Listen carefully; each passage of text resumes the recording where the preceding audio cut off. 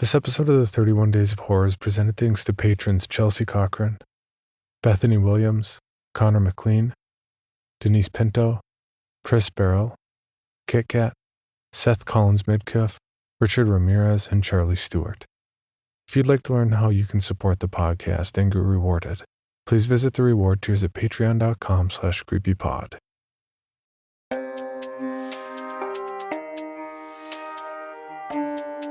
This is Creepy, a podcast dedicated to sharing the most famous, chilling, and disturbing creepypastas and urban legends in the world.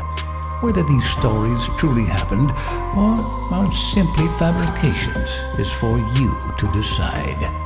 These stories may contain graphic depictions of violence and explicit language. Listener discretion is advised.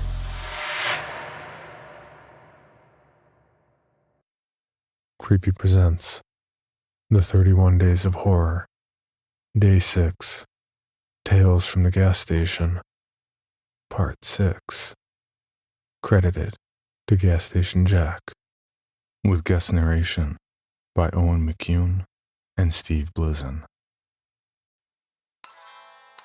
Hey everybody, it's me, Jerry from the gas station at the edge of town. Proud to be the newest member of the team.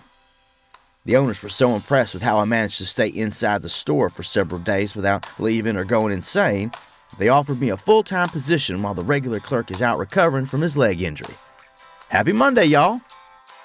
The other guy asked me to do him a small favor while he's getting some much-needed rest and relaxation. He gave me the password to his laptop and detailed instructions to transcribe his journal entries from last week. In exchange, he agreed to keep me on as a full-time assistant after he gets back. I get to learn what to expect on the job through first-hand documentation, and he gets to continue his weird little blog thing. Now that's what I call a win-win. If I'm being honest, this is probably the best thing that could have happened to me right now. Ever since the program mysteriously dissolved at the mathematist community, I've been feeling very lost and vulnerable. I've been losing weight and having trouble sleeping, and when I do, I keep having these weird dreams of some enormous being deep below the gas station, waiting to devour us all. Clearly a mistake was made and I was overlooked. If any of my old brothers and sisters are out there and see this post, please contact me. Tell the seniors they forgot me. I'm not mad. I miss you. I love you. Before I get started, some guys in suits came by and suggested that if this blog were going to continue, that I make a PSA. If there is anybody still alive that read the story about what happened here on Halloween, don't wait for symptoms to start.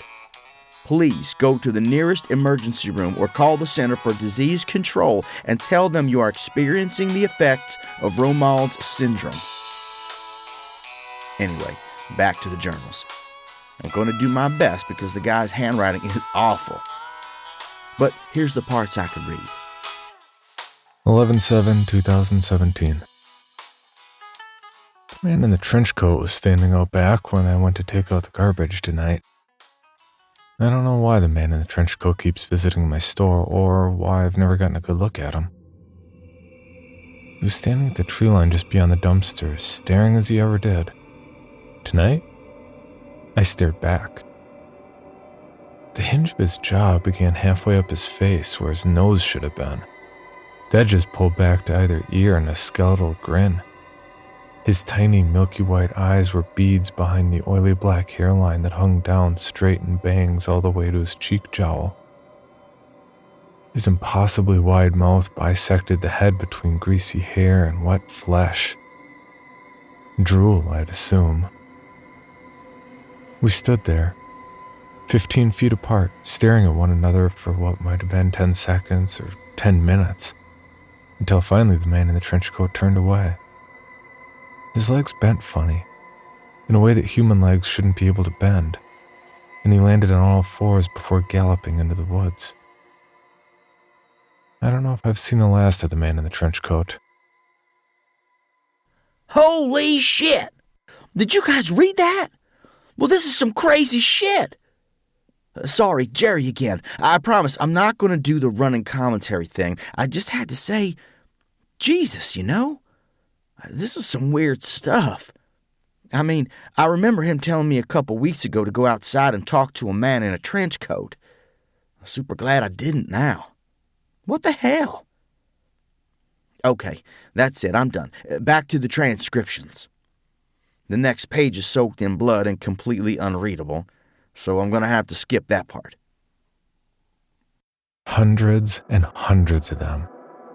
She'd never seen so many in one place, not even in her dreams. Before she left, she told me I would see her again. Was that supposed to be a warning or a flirtation? 3:23 a.m. It's a quieter night than I'm used to. The package from yesterday afternoon still sits on the counter where I left it. The label's made out to me with a return address I don't recognize. The rectangular parcel is wrapped like a Christmas present with red and yellow stripes and feels heavy. I would say it's just about the right size for a dead cat. I can't think of any realistic reason I shouldn't open the package, but there's something in the back of my mind telling me that to open this would be tantamount to opening Pandora's box. That the contents of this little parcel will irrevocably change the course of my life in a way that may have seemed impossible before. I feel like this box is full of butterflies ready to create tsunamis. And I'm just not sure I'm ready for that yet. I think I'm going to teach Marlboro how to clean the drink machines. 3:47 a.m. Marlboro's passed out in a hammock in the supply closet. I think he finished that bottle on his own. I guess I'll go clean the drink machines by myself. 5:45 a.m. The hand plants are going faster than I anticipated. They're now past the elbows, almost to the shoulders. I saw that the crop had caught a curious coyote that got too close. It was not pretty. I also noticed that Rocco's still alive. I caught him sitting on the roof tossing food to the crop of hand plants. This is why they're growing so fast. They're eating way too much. If this gets out of control, I may have to torch this crop just like the others. I don't want to. It sends shivers down my spine whenever I hear the way they scream. 7:30 a.m. Carlos came in for his morning shift looking pretty terrible. He filled up on coffee and told me that he hadn't been sleeping too well. The bad dreams had been keeping him from getting a restful night. I wonder if I should tell Carlos about my condition. He asked about the gift wrap package sitting on the counter. I told him that it came with the post yesterday, and I didn't know who it was from. He asked if I was going to open it, and I told him that I had a bad feeling and pretty much decided to never, ever open it. 10 a.m. I decided to open the package. Without any fanfare or drumroll, I'll just tell you that what I found inside was a brand new laptop computer. I've never owned my own laptop before, and the only computer that ever belonged to me was a crappy little Tandy 1000 that I put together as a kid. I've always used the library computer lab or the browser on my phone to access the internet. This could be a game changer. The box also contains a signal repeater and some other gizmos. I know this is crazy, but I think I may actually be able to access the internet from the gas station now. There's also a handwritten note at the bottom of the package. Hello. I left this on your comment page. There's something I want to tell you. I'm enjoying reading these stories you're writing, but I think if you actually sit down and write out one story at a time that you'll get a lot more upvotes. It's very good. I'm not saying it's bad. But it right now seems like a lot of half stories thrown together. I think you do great if you actually write out one whole story at a time. I bet you really could get a lot of upvotes and attention. It gets kind of confusing right now. Maybe start with when you got there and work your way up to now. I bet that would be super awesome. I'm so fascinated but a little muddled as well. I can tell you have a great talent for writing, but I just thought maybe I'd offer a suggestion to help. Please do not take offense. It's just something I was thinking. Hope all is going well for you. Great. Another one of my readers tracked me down. I'm going to have to figure out how people keep finding me and put a stop to this. Thank you. whoever you are, for the laptop. I'm definitely going to keep it. 10:15 a.m. I turned on the Wi-Fi card and noticed that for some reason there are dozens of secured networks around the gas station, most of which have 4 or 5 bars. The names for their networks are pure gobbledygook, like this one. IE7G7C7TA11GAY232331324. Who the hell is transmitting Wi-Fi out here? 11 a.m. A man came into the store to buy a gas can a couple hours ago. I didn't think much of it at the time, but he came back asking if I could help him out with something down the road. I never got his name, but it was a big guy, tan skin and a thick beard. He said he was having car problems. I told him I wasn't a car guy, but he insisted that he didn't need a car guy. He just needs someone else to see what he was seeing. Marlboro agreed to watch the counter, while Carlos and I followed the bearded man down the hill and around the curve, close to the spot where Carlos saw that thing in the woods. He couldn't remember what happened that night.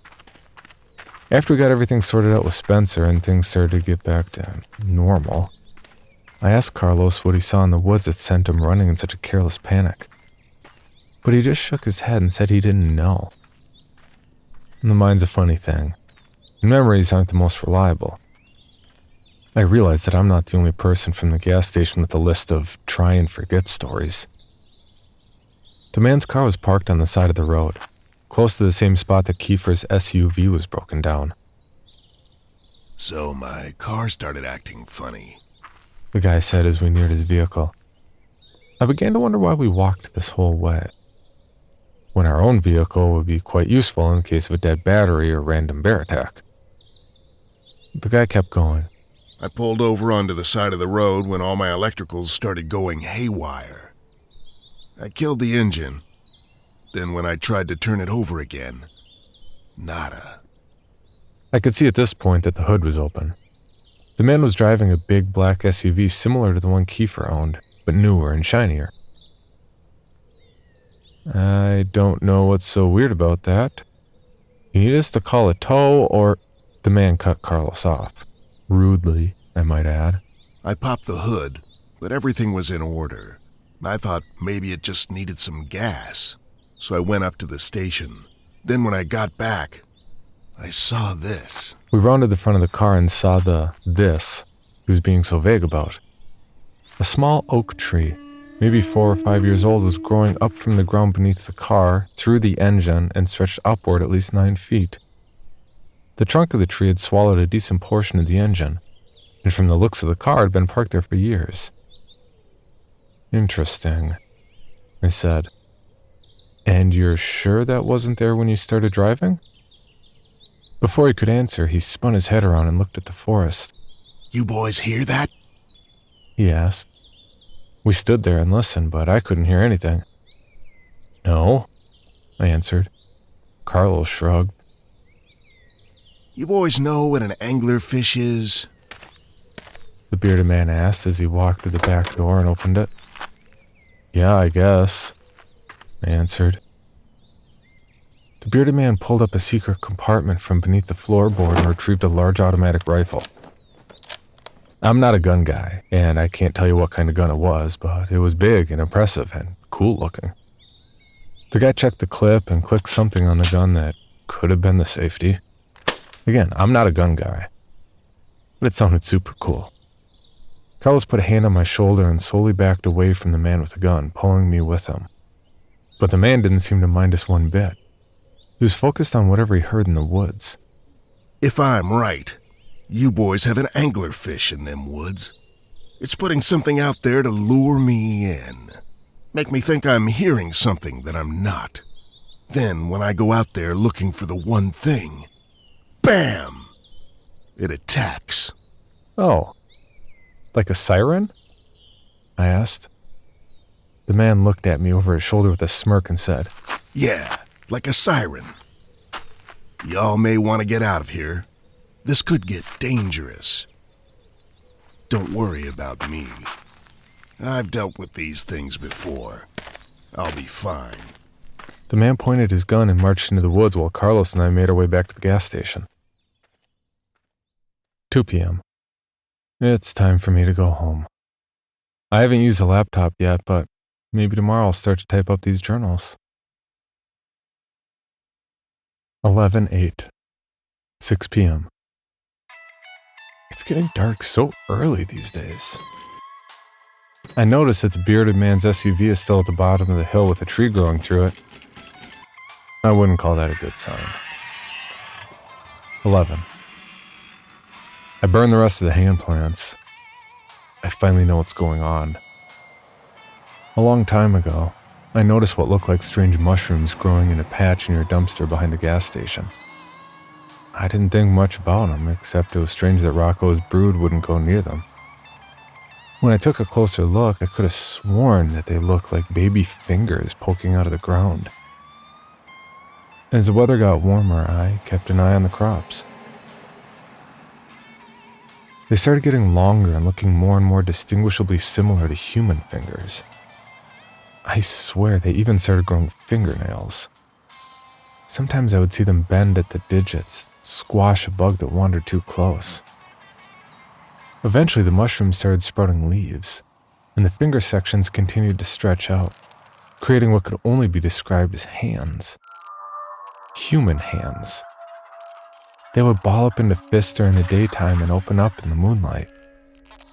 I dug one of them up one day when we were really slow at work, and I called Farmer Jr. to ask for his professional opinion. To the untrained eye, the hand plant looked just like a regular human hand. Smaller than an adult's, but larger than a child's. Adolescent, teenager maybe. At the wrist, it turned into a gnarled root that smelled like sassafras, and throughout the plant, tiny leaves were sprouting. Farmer Jr. stood in the gas station looking it over for a while before asking me if we had any more of those things. I lied and told him no. I asked the owners what they wanted me to do. They thought it over for a couple days and then told me to keep them. I think they expected to make money off them somehow, but eventually everyone forgot they were there. Everyone but me. And Farmer Jr., of course. I was thinking about the bearded man when I first heard the sound of a baby crying somewhere outside. I was alone in the store, and my first instinct was not the heroic one that most people may have had, to run outside and see where the poor baby was. My first instinct was more callous and rational, and in the form of a question. How the hell did a baby get way out here without me hearing it coming? Something wasn't right. The sounds of the cries, which I could deduce were coming from the tree line, were getting louder and louder and more desperate. I looked around for Marlboro, but couldn't find him anywhere. If I was going to investigate the potential forest baby, I was going to have to do it alone. I remember the bearded man hearing the siren call of the thing he called an anglerfish. I remember Carlos's sound of crunching in the strega. And absolutely no part of me believed that I would be safe if I went into the woods, or that there was really a baby crying out there. But what if? I grabbed a flashlight and went out back. The crying seemed to be moving deeper into the forest, quickly, like the crying baby was being carried off by something that didn't have to stop and move around trees or physical barriers. I walked into the forest just far enough to find the last thing I ever expected to find. It seemed that the hand plants had extended slightly further than just a little patch outside the gas station. Those plants that I'd been watching and burning whenever they got too aggressive were not as controlled as I'd previously believed. Because out here, just a few steps into the woods, was a hand plant that I'd missed, that I'd never trimmed or culled or burned, that was left free to grow as large and wild as it possibly could. Out here was a hand plant that had grown so large it had fallen over. It had grown past the shoulder. It had grown its own head, and torso, and crotch, and legs. Out here was a full human body covered in tiny leaves, huddled on the ground and attached to the soil by thick talons of brown roots. And the weirdest part of all? The body was one that I recognized. The body, the fully grown hand plant, was Kiefer. I don't know what possessed me to touch him. Maybe I just wanted to make sure he was real, as if touching him would prove that one way or the other. When I did, the eyes opened and he cracked a smile. He could not move. The roots had him firmly stuck in place. But this Kiefer plant could talk. And talk he did. We stayed out there talking for over an hour. I won't go into everything the Kiefer plant said, but I will say this. There is something under the gas station. Something big and powerful. Something plotting. And I've been working for years in a cloud of this dark god's farts. I felt extra terrible setting the fully developed Kiefer plant on fire after I burned the rest of the crop of hand plants. But honestly, what choice did I have? When I got back to the gas station, Spencer was waiting for me. He knew I knew, and I knew he knew I knew. I was half expecting what came next, but not expecting him to enjoy himself quite so much. Spencer locked the front doors, then proceeded to beat the crap out of me. I'd say I got a few good hits in as well, but that would be a huge lie. I don't think I laid a single finger on him. Although, I did mess up his knuckles pretty good with my face. So I have that going for me. Spencer dragged me across the gas station and the hallway past the bathrooms, past the walk-in cooler, that big strange door that I'd only just noticed a couple weeks ago. If it were possible for me to pass out, I'm sure I would be unconscious right now. "Why are you doing this?" I asked as he banged on the door 3 times. There was a sound from the other side, and then Spencer yelled, "Open up! It's me!" The door cracked open and Spencer dragged me into a room I'd never seen before. It looked like an old office. There was a desk next to the wall of monitors with security feeds from all over the store and the perimeter. Security feeds from cameras I never knew existed. In the middle of the room was a large hole that looked like it had been created with a team of jackhammers. "It's time for you to meet my boss," Spencer said as he dragged me to the edge of the hole. "Kiefer?" I said, to which Spencer let out a hearty laugh. "No, not Kiefer. My boss put Kiefer out there and hired me to watch him. My boss is much bigger than some idiot politician." I half expected Spencer to go into the cliche movie villain exposition rant, but instead he sparted me right into this hole.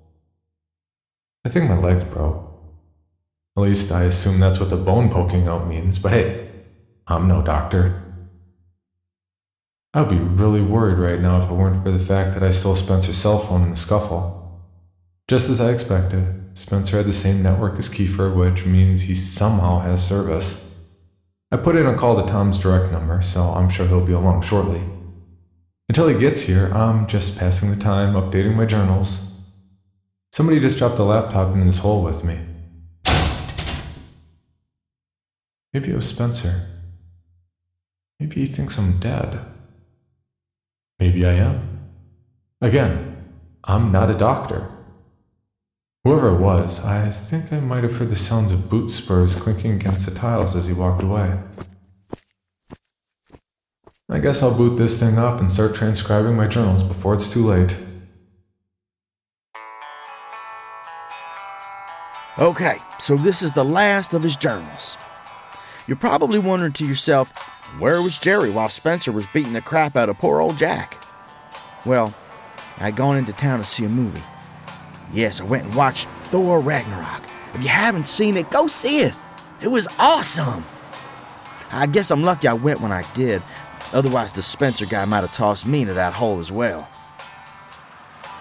I was the one that found Jack. When I came back to the gas station, I couldn't find anyone anywhere. So I went searching until I noticed the door at the edge of the hall cracked open slightly. I also found a really poorly made bomb behind the register, but it didn't take long to disassemble. You can thank the mandatory bomb building classes at the mathematist program for that. No big deal. Just me being my typical heroic self. I asked Carlos to help me haul Jack up out of the hole, and then Carlos moved him to an undisclosed location for a few days while his leg mends. When he gets back, I'll let him have his laptop to continue his little blog thing.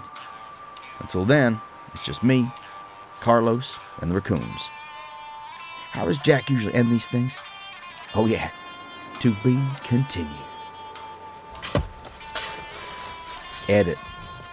I just caught myself digging.